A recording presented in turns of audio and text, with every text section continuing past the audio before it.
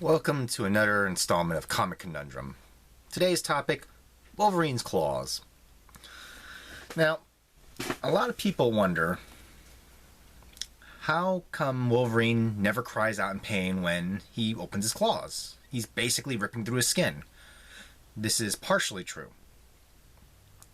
Now, I know people are going to argue back and forth about, well, in the movie, they got the slits between his fingers. That's where they come out from. No, we're talking comics here.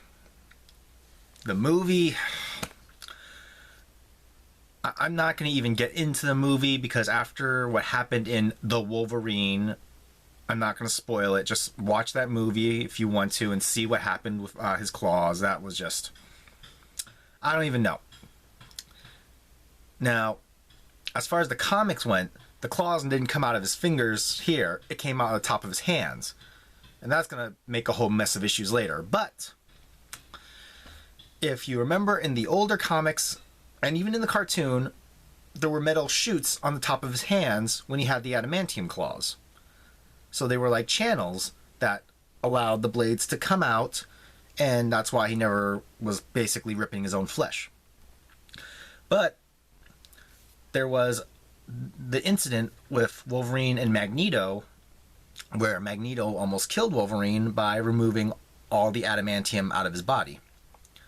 And that's when people thought, well, okay, Wolverine doesn't have any claws anymore. But that's when the bone claws came in. And that did, in fact, rip his skin. So the first time his bone claws came out, they were like all the way out to here. And yeah, they left a bloody mess. Now, the way Wolverine went around that was he explained to Jubilee that he kept his claws open a few times a day. He was basically piercing his hands like a pierced ear would be. If you keep it in there, it heals around, so it leaves a permanent opening. And that's why he doesn't rip his claws now, even though he's got adamantium again, so I don't know. But that's what happened with the bone claws. He basically pierced his hands. It's just funny when you say it out loud. Pierced your hands. But the other thing is, people also wonder, how does he even extend his claws? And that was a very interesting question, because I had to think about this too. And, well, the first theory was because they're so long, people thought they were in his forearm, and that's why he could bend his wrists like this, because, you know, they weren't there.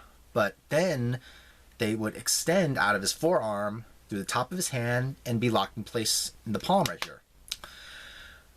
But the problem with that was, well, at first people were saying, okay, well, that's what happened. When they gave him adamantium, they gave him claws, so they were implants. So, okay, we'll accept that. But then the bone claws came out, and the origin story came out, and it's revealed that Wolverine's always had claws, just like his son Daikon and his weird-ass clone, X-23. I'm not going to get into those two because, yeah, that's a whole nother Pandora's box to open later on. Okay, but back to Wolverine's claws. So they're bone claws. Now, the problem with the bone claws is, what are they connected to? Now, like a cat's claws are actually connected to the bone and have to be flexed with a muscle to extend. What kind of freaking muscles does Wolverine have that can extend something from his forearm, like who knows how long, out of his hand and keep it in place? That makes no sense. Biologically, at least. I mean, you could always say, well, he's a mutant, so, you know, mutants. Yeah, that's our answer for everything. Which is ironic, because that was Stanley's answer. He's like, well, you know, maybe people just have powers, so they're mutants. We don't need to explain it. But even that, if you just said they were just solid bone, the problem with that is they regenerate, because we've seen his bone claws regenerate.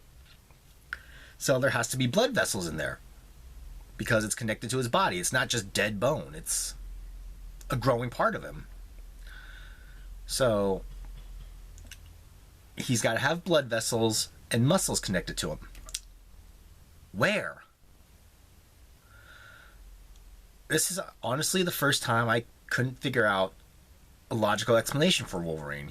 That's just another mystery that we won't know about him. So, yeah, I mean, I can explain to you why he doesn't cut his hands apart every time he opens his claws, but I can't explain how his claws moves. And I mean, I've researched it, actually.